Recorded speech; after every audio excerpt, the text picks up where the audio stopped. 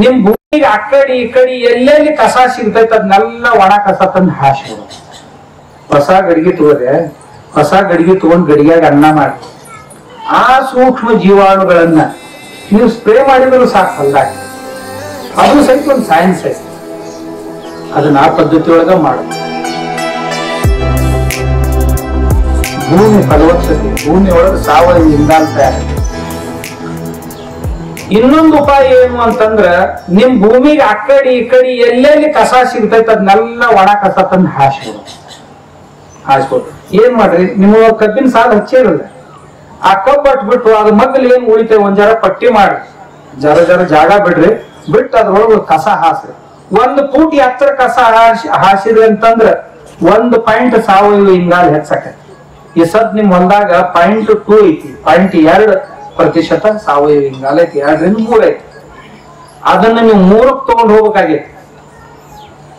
ಒಂದೇ ವರ್ಷ ಮಾಡ್ಬೇಕಾಗಿ ಎಷ್ಟು ಮಾಡಿ ಇರ್ಲಿಲ್ಲ ಅಂದ್ರ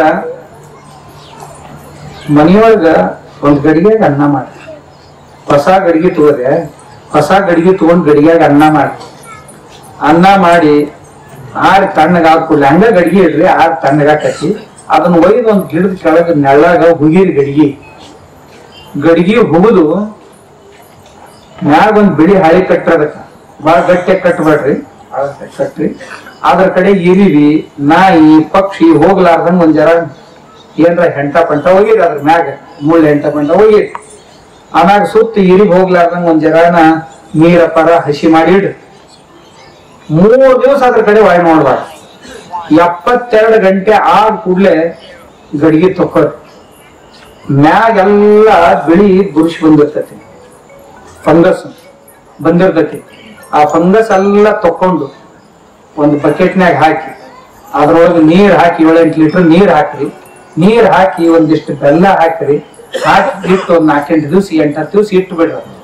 ಇಟ್ಟಂದ್ರ ಮೈಕ್ರೋ ಆರ್ಗನಿಸಮ್ ಎಲ್ಲ ತಯಾರಾಗ್ತಾವ, ಸೂಕ್ಷ್ಮ ಜೀವಾಣುಗಳು ತಯಾರಾಗ್ತಾವ. ಆ ಸೂಕ್ಷ್ಮ ಜೀವಾಣುಗಳನ್ನ ನೀವು ಸ್ಪ್ರೇ ಮಾಡಿದ್ರು ಸಾಕು ಹೊಲ್ದಾಗ.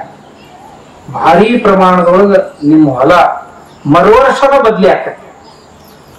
ಆರ್ಗ್ಯಾನಿಕ್ ಬಹಳ ಜನ ಏನ್ ತಿಳ್ಕೊಂಡಾರ, ಸಾವಯವ ಕೃಷಿ ಮಾಡೋದಂದ್ರೆ ಒಟ್ಟ ಏನು ಮಾಡಂಗಿಲ್ಲ, ನೀರ್ ಹಾಸೋದು ಬಂದ್ಬಿಡು, ಹಾಳಾಗಿ ಹೋಗ್ತೀರಿ, ಮತ್ತೆ ಏನು ಆಗುದಿಲ್ಲ, ಹಾಳಾಗಿ ಹೋಗ್ತೀರಿ. ಅದು ಸಹಿತ ಒಂದು ಸೈನ್ಸ್ ಐತಿ. ಅದನ್ನ ಆ ಪದ್ಧತಿ ಒಳಗ ಮಾಡುದು.